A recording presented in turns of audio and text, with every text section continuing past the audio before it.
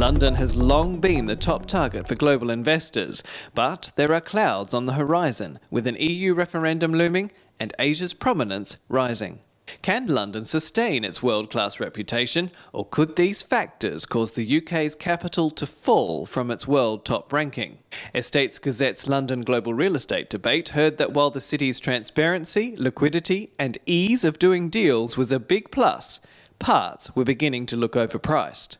Yeah, if you take, for example, the Malaysians who were in this market back about 3 years ago, with a few exceptions, most of them have moved on. They're looking at Germany and France and parts of North America.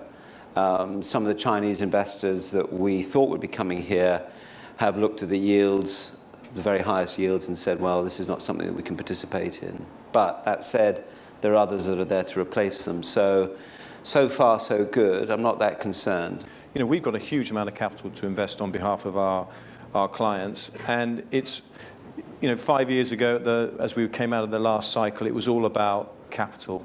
The capital was slightly frightened of going in at a time where the economy was still fragile and in the balance.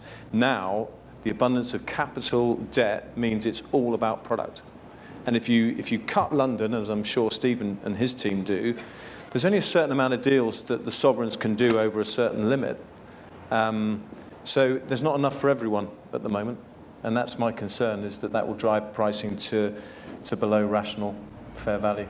I mean, one of the trends we see is that there's quite a lot of deregulation in a number of the overseas markets, Canada, Australia, where you've got the sort of big state pension funds, superannuation funds coming into the market. China, huge changes in terms of the ability to deploy capital outside of China.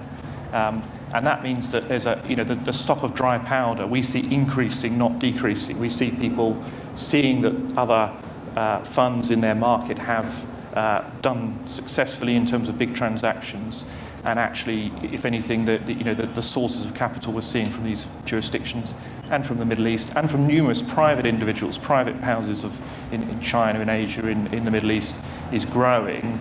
While London's transport network is one of its key strengths, a rapidly increasing population will put further strains on the system. Together with increasingly unaffordable accommodation, the city has some serious hurdles to jump.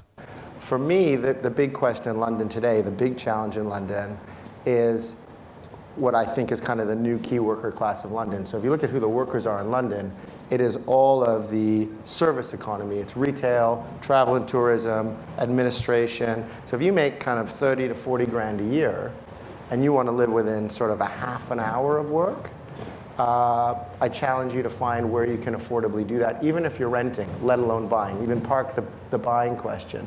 But one factor the capital's got in its favour is that it's used around the world as a benchmark of excellence on long-term economic sustainability. And if we can use what London has consistently demonstrated in reinventing itself, it redefines what the world's best practices are, not just for London or the UK, but for the rest of the world.